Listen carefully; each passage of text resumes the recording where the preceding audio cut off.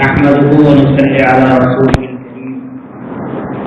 أما بعد فقد قال الله تبارك وتعالى في الكلام المجيد والفرقان الحميد: أعوذ بالله من الشيطان الرجيم. بسم الله الرحمن الرحيم. ما أصابكم من مصيبة فبما كسبت أيديكم ويعفو عن كثير. وقال الله تبارك وتعالى: الذين يأكلون الربا لا يقومون إلا كما يقوم الذي يتخبطه الشيطان من المس. وقال الله تعالى: كنتم خير أمة أخرجت للناس تأمرون بالمعروف وتنهون عن المنكر وتؤمنون بالله. صدق الله مولانا العظيم.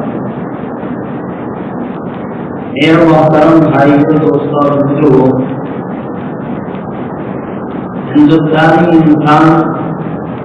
ہندوستان کا رہنے والا ہر باشندہ اس وقت جس حالات سے زندگی گزار رہا ہے،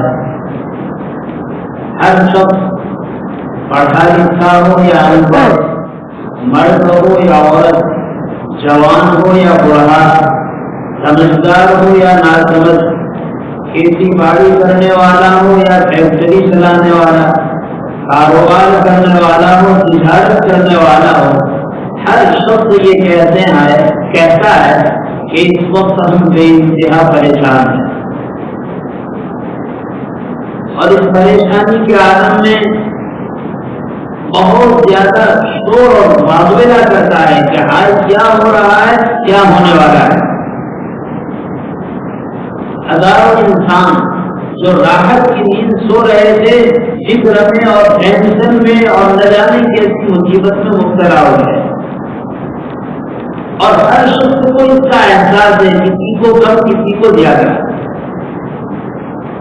لیکن قرآن کریم یہ کہتا ہے: ما اصابکم من مصیبہ فبما کسبت ایدیکم۔ جو بھی تکلیف اور جو بھی مصیبت پہنچتی ہے وہ انسان کو پہنچائی نہیں جاتی، بلکہ انسان کے اپنے فعل ایسے ہوتے ہیں، اپنے کام ایسے ہوتے ہیں، اس کام اور فعل کے نتیجے میں انسان ایسی مصیبت میں مبتلا کیا جاتا ہے۔ شور ہے دنیا میں، 500 کا نوٹ بند ہو گیا، 1000 کا نوٹ بند ہو گیا، اب کیا ہوگا؟ کہ مسلمان کی آواز ہے، کیا ہوگا؟ مسلمان کی آواز تو یہ ہونی چاہیے: پیسہ رہے نہ رہے، کھانا پینا رہے نہ رہے، میرا خدا ہے مجھے باقی رکھے گا، میرا خدا ہے میری ضرورت کو پورا کرے گا، میرا خدا ہے میری تربیت کرے گا، میری پرورش کرے گا، جس طرح ماں کے پیٹ میں میری پرورش کی ہے دنیا میں کرے گا۔ ایمان کا تقاضا ہے۔ اور قرآن یہ کہتا ہے کہ ہمارے اپنے مسائل ہیں، ظاہری چیزیں۔ آدمی کوئی بھی برا کام کرتا ہے تو برے کام کے بعد مصیبت میں مبتلا ہوتا ہے، اور بعض مرتبہ مصیبت آزمائش کے لیے بھی آتی ہے۔ قرآن تو یہ کہتا ہے، حدیث کہتی ہے: ان اشد الناس بلاء الانبیاء۔ بہت زیادہ سخت آزمائش میں جن کو مبتلا کیا جاتا ہے وہ حضرات انبیاء علیہ السلام کی مقدس جماعت۔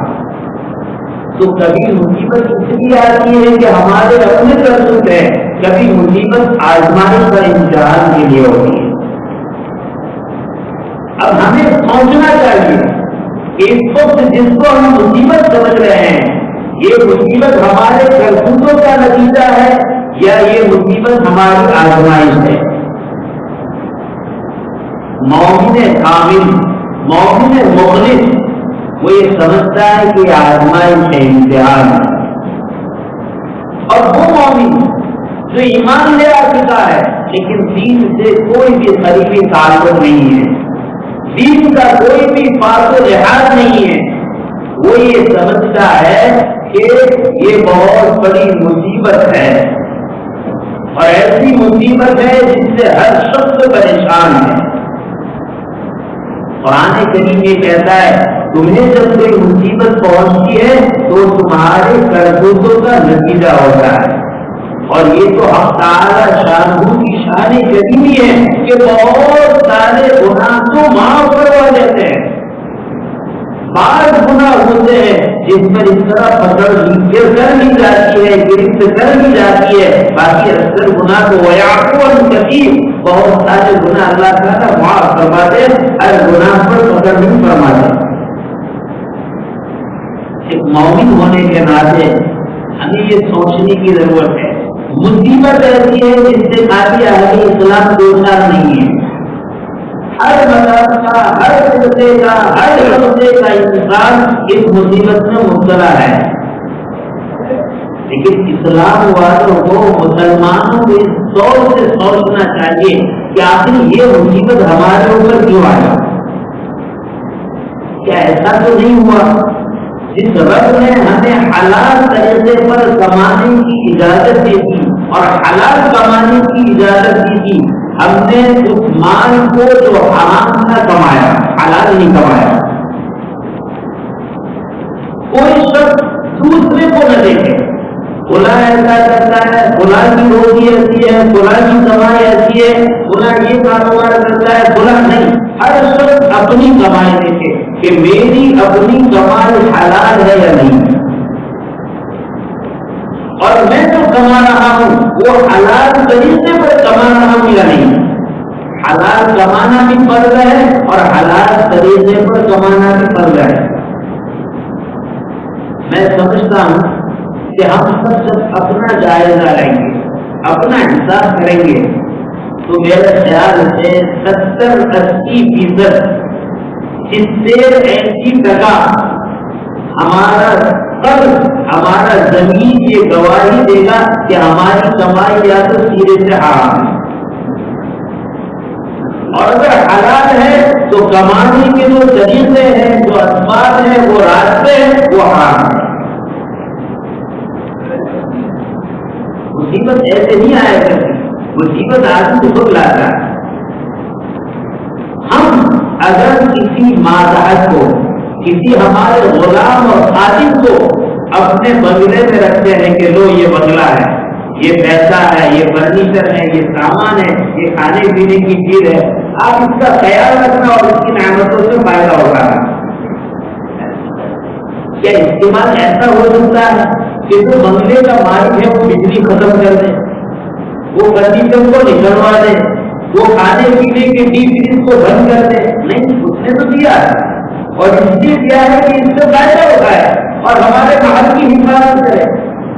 اللہ نے اس عالم کو اپنے سرمایہ کے لیے پیدا کیا ہے. اللہ نے اس دنیا کو اپنے ماننے والوں کے لیے پیدا کیا ہے. اس کی نعمتوں کو اپنے فرمانبرداروں کے لیے رکھی ہے. اس اللہ نے دنیا بھی دے دی، دنیا کے خزانے بھی دے دیے، دنیا کی چابیاں بھی دے دی، اور ساتھ یہ کہہ دیا یہ میرا کام ہے، یہ میرا فعل ہے، یہ میرے فرائض ہے، اس کی حفاظت کرنا، یہ میری حرام کی ہوئی چیز سے اس سے بچنا. بس اس کے بعد تمہیں آزادی ہے. اب اگر وہ محل میں رہنے والا خود نقصان کرنے لگے، محل کی چیزوں کو جس طریقے سے استعمال کرتا ہے اس کے خلاف استعمال کرے، محل کا مالک اس سے چابی لے لے گا اور اس کو نکال دے گا، نکل گا. اللہ کی سرزمین پر ہم رہ رہے ہیں، اللہ نے ہمیں سب کچھ دے رکھا ہے، لیکن جن چیزوں کو فرض کیا ہے ہم اس سے غافل ہے، جن چیزوں کو حرام کیا ہے اس میں مبتلا ہے، اور پھر چاہتے ہیں کہ عیش و آرام میں ہم رہیں، چین سکون اور راحت کے ساتھ رہے. یہ ہونے والا نہیں. أصابكم من مصیبہ فبما كسبت أيديكم ويعفو عن كثير. قرآن کریم کا فیصلہ. جب یہ حالات ہے اور ہم سب کا ایمان ہے کہ حالات ہے اور اللہ کی طرف سے ہم کہتے ہیں فلاں ایسا کر رہا ہے، فلاں حکومت ایسے کر رہی ہے، فلاں کر رہا ہے. قلوب ہر ایک کے خدا کے قبضے قدرت میں، اس کی منشا کے بغیر ایک پتا نہیں ہلتا.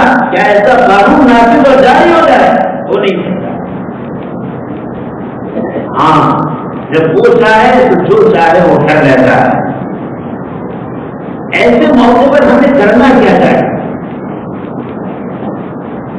جب آدمی مصیبت میں مبتلا ہوتا ہے تو اللہ کی شریعت، اللہ کا قرآن، اللہ کا نبی اور خود اللہ یہ فرماتے ہیں کہ بندوں کے ساتھ حسن سلوک کرو، خیرائی کا معاملہ کرو، بھلائی کا معاملہ کرو۔ میں یاد کر رہا تھا یہ جو مسائل ہیں ہم سب سوچے کہ ہماری کمائی حلال ہے یا نہیں، ہماری کمائی کے طریقے حلال ہے یا نہیں۔ اگر کمائی حلال ہے، کمائی کے طریقے حلال ہے، تو پھر غور و فکر کرے کہ اللہ نے جو مال و دولت عطا فرمائی ہے اس کی ہم نے پوری زکات ادا کی ہے یا نہیں کی ہے۔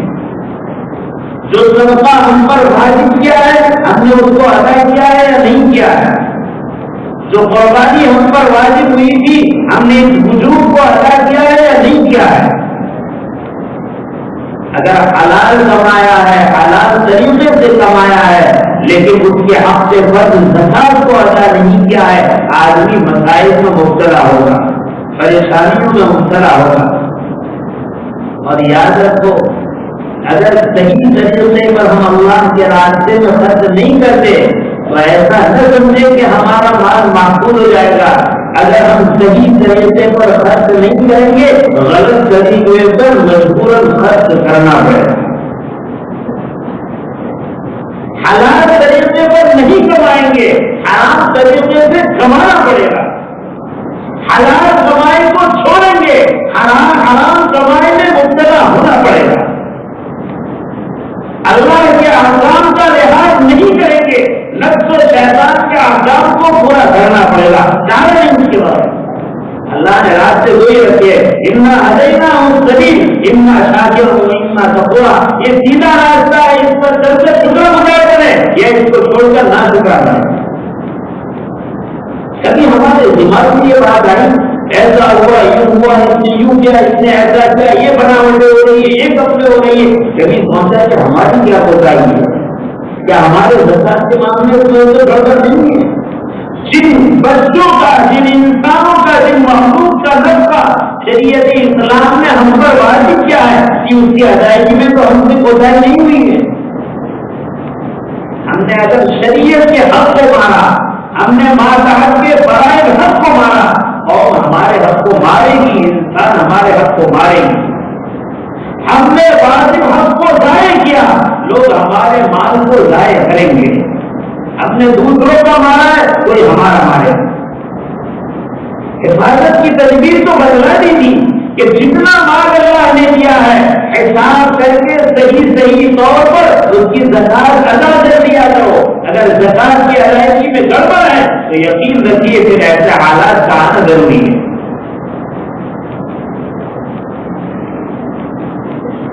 اس کے ساتھ یہ بھی سوچنا چاہیے کہ جب ایسے حالات آتے ہیں تو دیکھو مسلمان ہونے کے ناطے ہمارا ایمان ہے کیا حالات اللہ کی طرف سے ہیں اور حالات کو ٹالنے والے بھی اللہ ہی ہے۔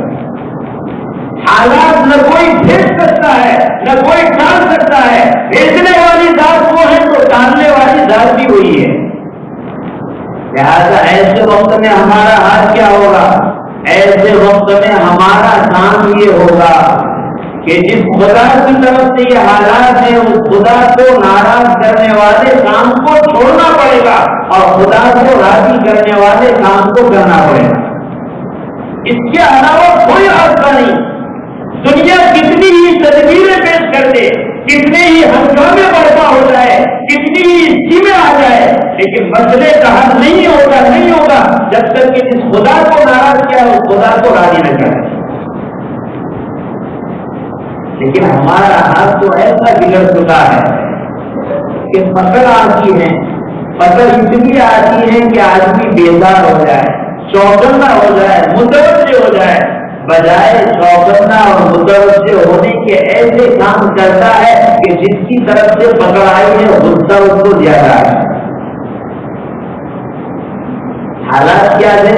آپس میں ہمدردی، خیرخواہی، غمگساری۔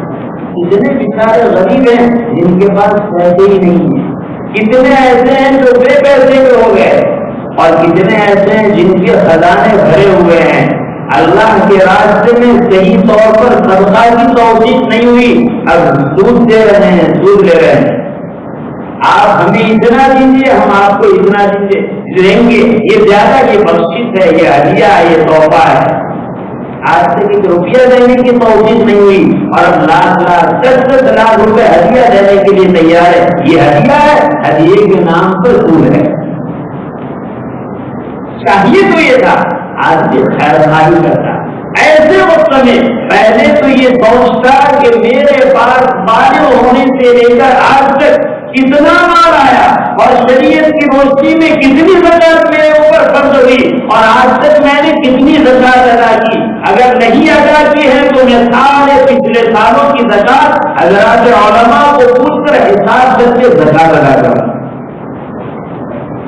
اور اگر زکات ادا کی ہے لیکن کمی رہی ہے حساب کر کے اس کمی کو پورا کروں، اور اگر اللہ کی فضل ہے، اللہ کا غصہ ہے تو اللہ کے غصے کو ٹھنڈا کرنے والی چیز صدقہ ہے، میں صدقہ کروں، خیرات کروں۔ جو چیزیں اللہ کی پکڑ کو ہٹانے والی تھی آج ان چیزوں کو چھوڑ کر سود کا بازار عام ہو گیا، رشوت کا بازار عام ہو گیا، ڈکیتی کا بازار عام ہو گیا اور غلط فائدہ اٹھانے کا بازار عام ہو گیا۔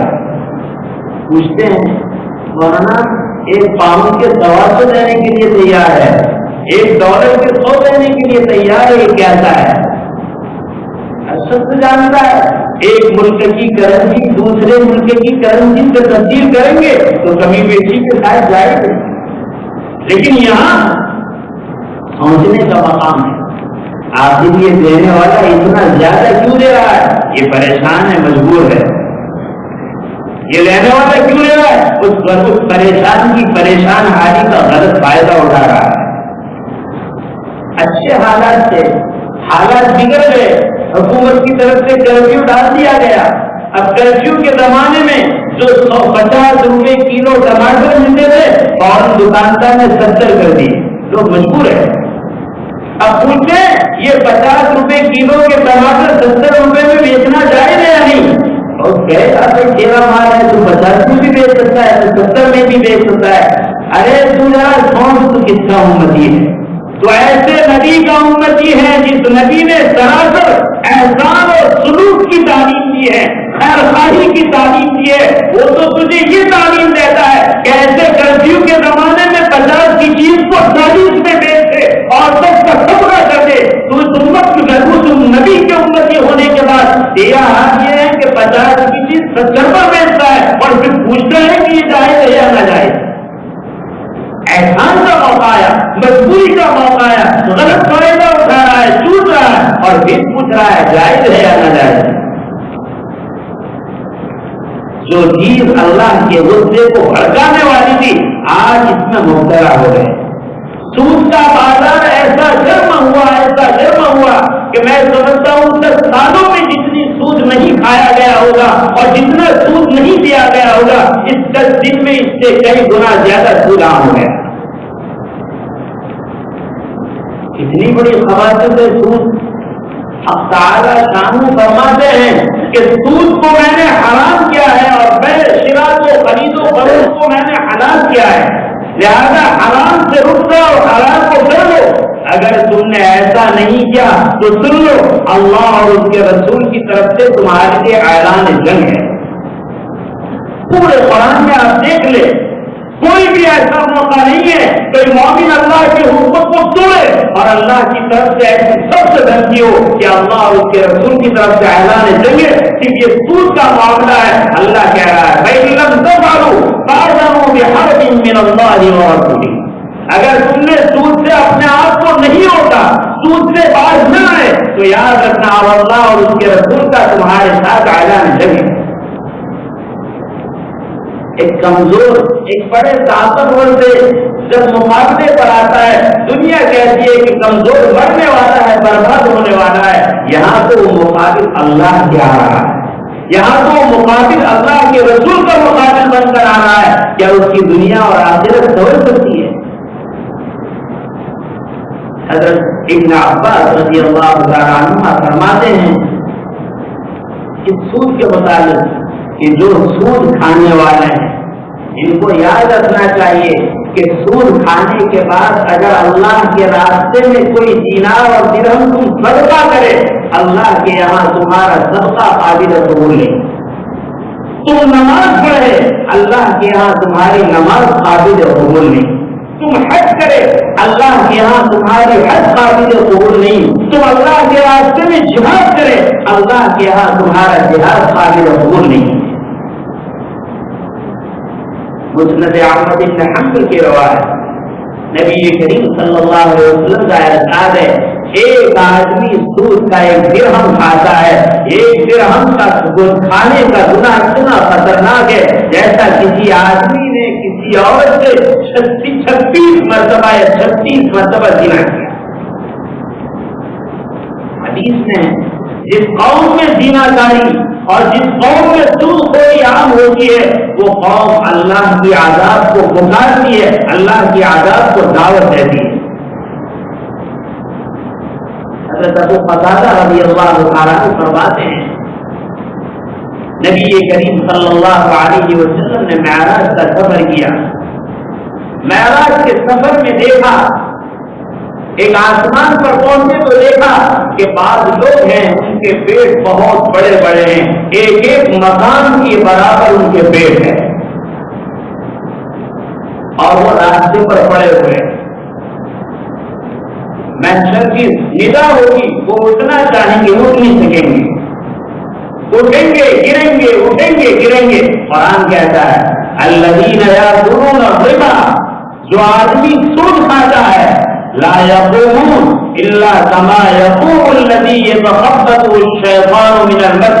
جب حضرت اسرافیل علیہ السلام دوسرا سور پھونکیں گے اور لوگ اپنی قبروں سے اٹھیں گے اور میدان محشر کی طرف بھاگے ہوئے جا رہے ہیں، یہ سور اٹھنا چاہے گا، اٹھے گا، دھڑام سے گر پڑے گا۔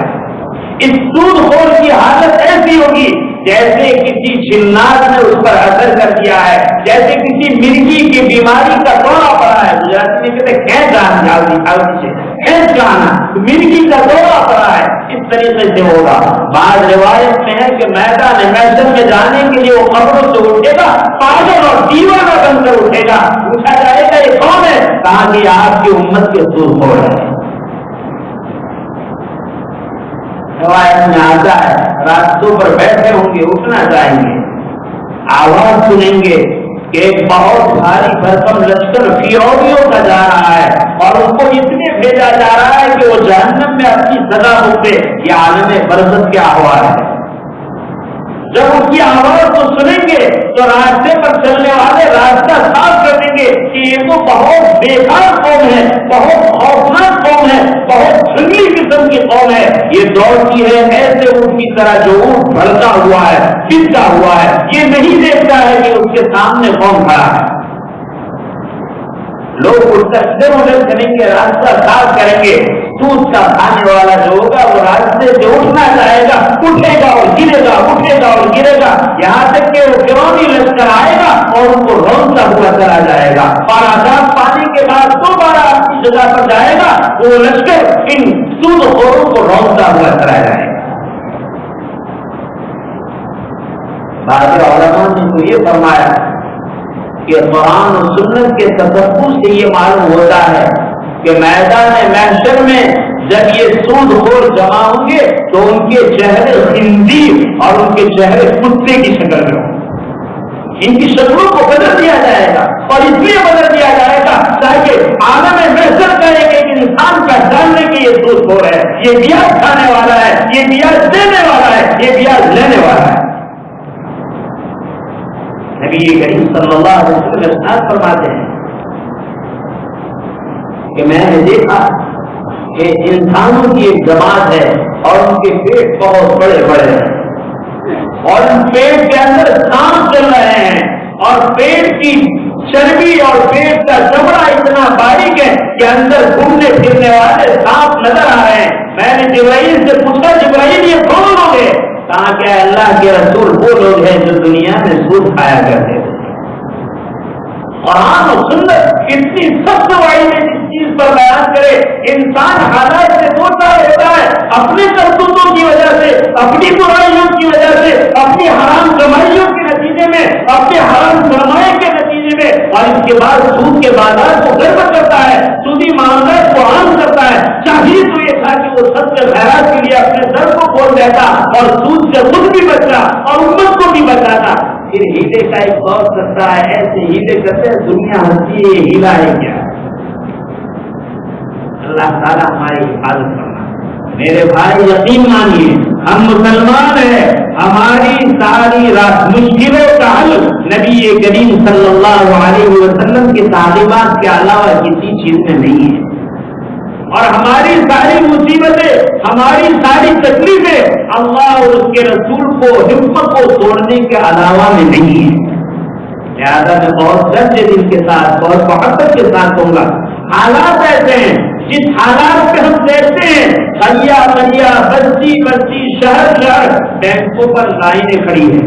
لوگ اپنی ضرورت کے لیے 4 بجے سے 5 بجے سے 6 گھنٹے 5 گھنٹے، نہ بچہ اپنے بچپنوں کو دیکھتا ہے، نہ عورت اپنی جسمانیت کو دیکھتا ہے، نہ مرد اپنی مردانگی کو دیکھتا ہے. ضرورت کو پورا کرنے کے لیے وہاں پڑا ہے. اور مسجدوں کا حال ہے کہ ویران اور خالی. وہ بستیاں جو دینداروں کی بستی سمجھی جاتی ہے، وہ بستیاں جو اللہ کی بستی سمجھی جاتی ہے، تو ان کا حال یہ ہے کہ مغرب کے اذان کے بعد مؤذن متفق ہے، تکبیر کہتا ہے، اور 4 آدمی ادھر مشکل سے کھڑے ہیں، 4 ادھر کھڑے، مسجد میں سناٹا ہے. ہماری پریشانیوں کا حل بازاروں کی آبادی ہے. ارے اس بازاروں کی آبادی نے برباد کر دیا ہے اور ایسے حالات کو پیدا کر دیا ہے. اگر اس حالات سے ہمیں مادوسار ہونا ہے، اس حالات سے ہمیں نکلنا ہے، تو ہمیں دوبارہ اپنے آپ کو توبہ کے راستے پر لانا پڑے گا. اپنی مسجدوں کو آباد کرنا پڑے گا.